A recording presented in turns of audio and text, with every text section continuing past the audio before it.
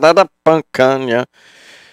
Etip said Ksat stuck. Sremasnak East Morph Gnidneps. That is a headline from the Wall Street Journal, read backwards, word by word. I'm Jim Diedlow, host of JED in JED in America here. And we are right here in the Purdue Northwest Commercialization Center. And Jimmy, if you could just take that camera and send it right down Indianapolis Boulevard, and you can see all of the many trucks and so forth going by on another chilly morning here in Hammond, Indiana, about 22 miles south of the Loop in Chicago as the crow flies, as we are in the 20s here on tax day, April 17th of 2018. Why is it tax day? Because, well, April 15th fell on a Sunday, and then there is a holiday in Washington, D.C. for one day, and that was yesterday. So today is the last day you can file your taxes. I don't know about you guys, but I'm still pinching myself for thinking that it was, I don't know, I paid on Saturday when I typically try to just pay on the last day. I don't know about you guys, just to keep your money as long as you can. But that thing went out already, and they're going to get about 3 days early, and I couldn't sleep. And I couldn't sleep. I was up a good portion of the night. And what we're doing here is I typically open up with my normal radio show, JED in the region. But you know what? There's so much going on the national front. I thought I would just kind of wake up here until some of the dust clears and do a little segment called JED in America and look at what is going on around everywhere. And yesterday, the land of the absurd opened up once again, as a number of people paraded into a federal courtroom in New York City. One of them is Stormy Daniels, Stephanie Clifford, a former, well, I guess a porn star. Knock, knock, who's there? Mike Brown. Mike Brown who? Knock, knock, who's there? Stormy Daniels. Stormy Daniels who? Knock, knock, who's there? Dave Dennison. Dave Dennison. Uh-oh, watch out. Knock, knock, who's there? Jackie Sutton, better watch out for her too. So in this federal courtroom, basically the attorney for Donald Trump, who has been raided, was asking the federal judge to block anyone from kind of looking at whatever they found because it's attorney-client privilege. And everybody's kind of playing their role. It's almost like Sherwood Anderson's Winesburg, Ohio. We all live in the land of grotesques. And in that land of grotesques, everybody has a role, and Cohen's attorneys argued, hey, you can't look at that stuff. Trump's attorney said, hey, you know what, let us look at it. The Department of Justice is like, you know what, we'll put a taint team. I don't know about you guys having a little trouble with that word taint, just on the radio over and over. But just got to grow up. That's part of it. Everybody's playing their roles. Thanks a lot to Sherwood Anderson. Didn't he go into an apartment on LaSalle Street in Chicago and wrote Winesburg, Ohio, word for word, and just never changed a word? And there you go, that masterpiece. Of course, his life was falling apart at the time, but hey, you know what? Sometimes to squeeze out true art, you just have to fall apart emotionally and financially and every other way, and then just kind of be on your way to consumption and death. Well, in that courtroom in New York City, everybody's playing their role, right? And then the unexpected happens. So it looks like this Mr. Cohen had two main clients. That was Donald Trump and the head of the RNC, the Republican National Committee. That comes out in the courtroom. But evidently there's a third client. And who could that be? And everybody's kind of wondering about it. And for whatever reason, the lawyers are compelled to name that person. And it turns out that it is one of my brethren in the media, Sean Hannity. Now, the extent to which Sean Hannity used Michael Cohen can be debated. Was he really a client of Michael Cohen? Or, by just going in and asking him questions and legal questions, and I guess consulting with him on things. He didn't. You didn't pay for that legal advice. So is it just two friends talking over a beer, or is it actual legal advice making you a client? And that is something that's going to be debated hotly today because of the whole conservative media movement and who's in bed with whom. And there's a lot of liberal folks that are just going crazy over this thing. And quite frankly, I don't really give a rat's behind if Sean Hannity talked with Michael Cohen. The issue is that should he have related that on his show? Well, he's covering the story, and and Michael Cohen's a big part of this whole Trump investigation, and Hannity's talking about it extensively. Should he have told you guys that, well, hey, you know what, he's kind of my attorney, or I've used him in the past, or I've consulted with him in the past. And Jimmy, can you bring up Alan Dershowitz's comments, and I will play those. Dershowitz he's talking to Hannity last night, and he criticizes him for not relating that. Now, you guys are watching here on my JED in America segment here. In a little while, I'm going to have my Tuesday morning co-host, Furley Suggs. And often I will sit here and we'll be talking about a news story, and I'll say, hey, listen, by the way, I just got to let you know I'm on that committee, or I'm on the NIPSCO CAP panel, and they give me like 3 really nice dinners and lunches every year. Or I'm going to meet today with my with the Heather Ennis of the forum, and I'm going to meet with some other local law enforcement folks about this NISA Center for Emergencies. And I've gotten criticism from Verley, like, why do you always do that? It sounds like name dropping. And maybe it is to some extent, but I go do a lot of stuff. I'm the owner here, and I'm on the air, so I gotta sell. I gotta be in the community, and I gotta go sell advertising, and I've been around here forever, so I wind up like knowing almost everyone whose name comes up in the local paper at one point or another. But sometimes there's a stronger relationship, and I'll come out and say, hey, with all due respect, this is my good friend, or whatever it might be. And Verley's like, why do you always do that? That's so annoying. And I'm like, well, I totally disagree with her, and we'll talk about it when she comes in. But I think also you got to let people judge.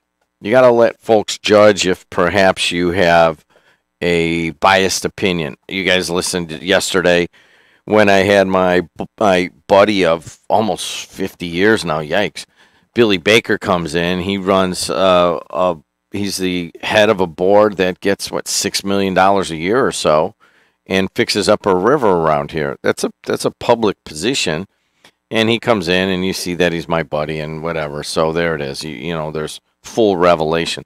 So what should Hannity have done? Does Hannity go down in your mind just a little bit for not relaying that connection with Michael Cohen? There's been times when I've been doing the show, and someone will call in and say, hey, man, isn't that like your relative or something? And I'll be like, yeah, it is. Well, why didn't you say so? And I'm like, you know what? You're right. I probably should have said so. So in general, I mean, there's times where I'm just like, man, I don't want to go into this, or it's nobody's business or whatever. But for the most part, if it's germane to the story, you've got to, you got to bring it up. You got to roll it out in one way or another. And so I don't know if my personal jury is out on Hannity, but Alan Dershowitz's jury is not. And I don't know about you guys, but I've always respected this guy. Is just about any lawyer guy. He's Trump's man. He's been meeting with Trump and advising Trump lately. But when Alan Dershowitz speaks, I don't know about you, but I tend to listen. So let's watch and listen what Dershowitz had to say to Sean Hannity last night. Here it is.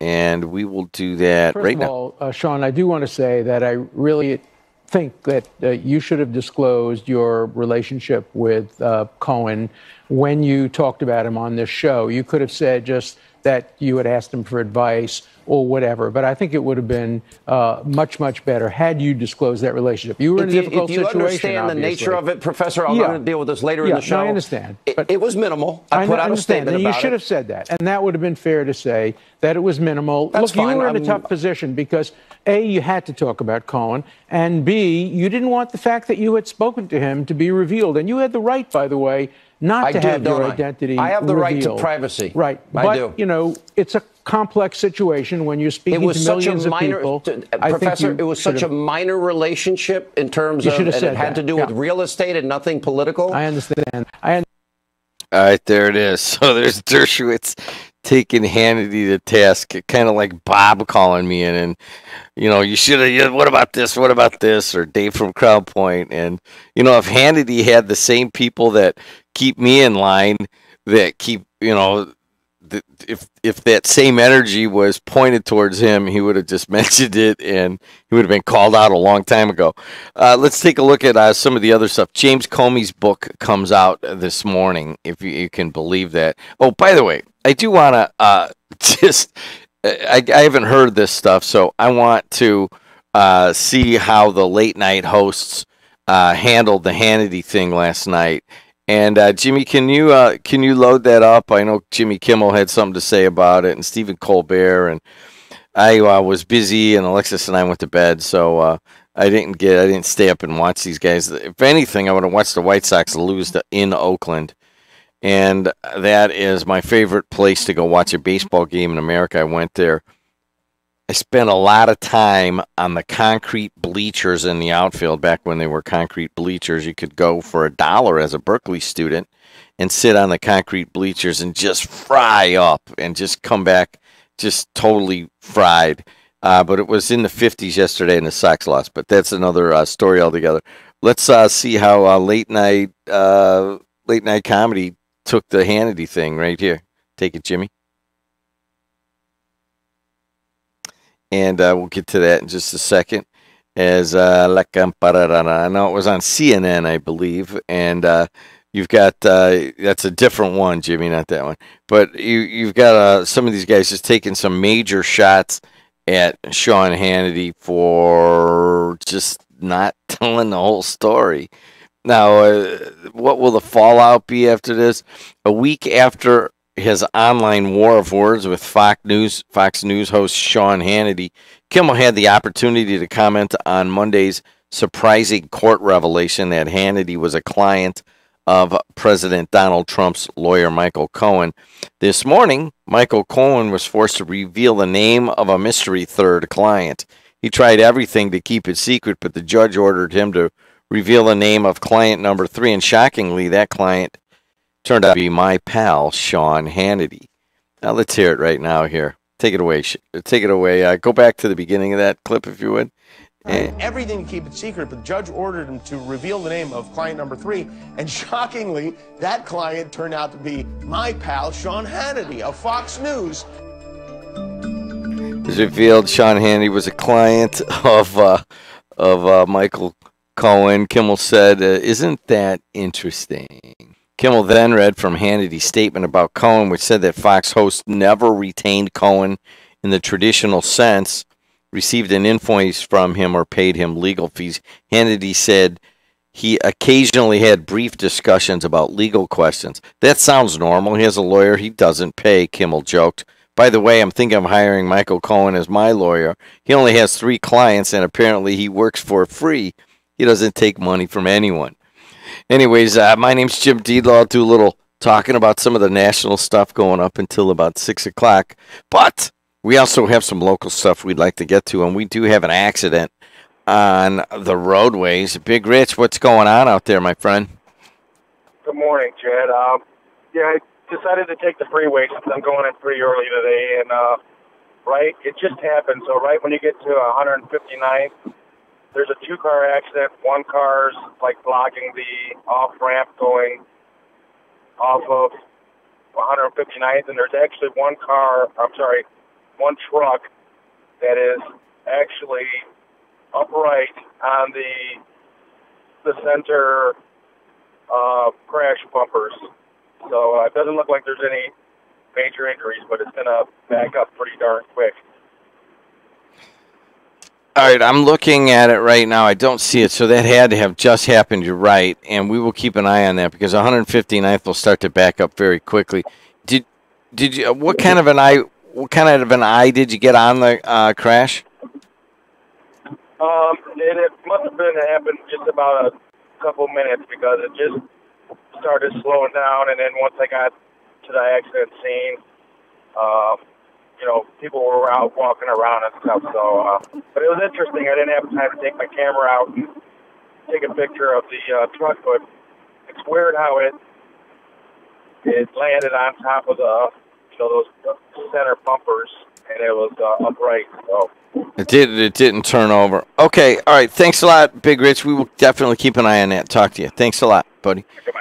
All right, let's before we move on and do the local show, I do want to talk a little bit about marijuana. And a story here in Indiana, a state trooper found more than 78 pounds of marijuana inside a vehicle during a traffic stop in Indiana. State police say the trooper was patrolling Interstate 70 when he noticed an SUV had weaved outside of the traffic lanes. The driver and a passenger are facing preliminary drug charges. Police estimate the street value at around $250,000. And if you guys think about it, we're here in Indiana, the crossroads of the nation. This happens a lot. It happens here in Lake County. We've had $1 million drug busts. And if you're carrying drugs across Indiana, you better not go outside the lines. How's that sound? Also, the push for legalized marijuana has moved into Utah and Oklahoma, two of the most conservative states in the country, further underscoring how quickly feelings about marijuana are changing in the United States. And the two measures passed, Utah and Oklahoma will join 30 other states that have legalized some form of marijuana, according to the National Organization for the Reform of Marijuana Laws. 9 of those states in Washington, D.C., have broad legalization where adults 21 and older can use pot for any reason. Michigan could become the 10th state with its ballot initiative this year. America's appetite for cannabis is not going away. So according to one of the guys from Normal, we are in the death rattles of marijuana prohibition. Do you guys believe that? Are we in the death rattles of marijuana prohibition? Here I am sitting along Indianapolis Boulevard in Hammond, Indiana. You can see the trucks going by and so forth.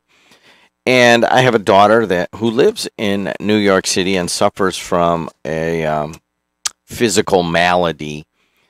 And she can very easily, as can a couple of relatives of her people that she knows in New York, get access to cannabis and relieve pain, relieve tension, help with nausea and so forth. But she can't do that here in Indiana. And is that a factor why she doesn't come home that much or move here as a professional and so forth? Maybe a little bit. So how long do you think will be the last state? Now, if 30 states have some form of it, do you think we'll just be the last state? Why don't we just do that?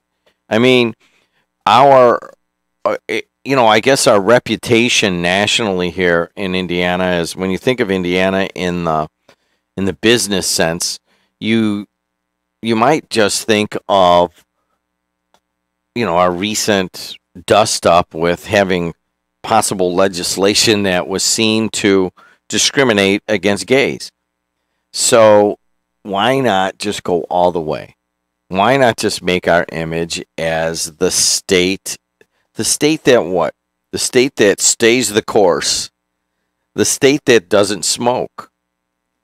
The state where men are men and women are women, and those lines don't cross. You get the idea. Anyways, at some point, we'll all come to our senses, but it won't happen here anytime soon. I've talked to a number of state legislators, especially older ones, and they go, "Oh my gosh, marijuana! Oh my gosh, I just think of hippies and Manson And, oh, my God, I don't know what's going to happen. Well, of course you do, because you live in Indiana. All right, guys, that's a good start. I did want to hit one other one, and I forgot what it is. So why don't we start? I'm going to bring in Verley Suggs on JED in the region. But there's so much stuff going on at the national scene that I thought I would just hit it here early in the morning. So stay tuned. We're going to reset Facebook Live. I'm Jim Delo on AM 1230 WJOB and 104.7 FM. The voice and face of the region, also streaming live in video on Facebook, Twitter, and YouTube. We got a whole bunch of little kids coming in the studio in just a little bit, so stay tuned.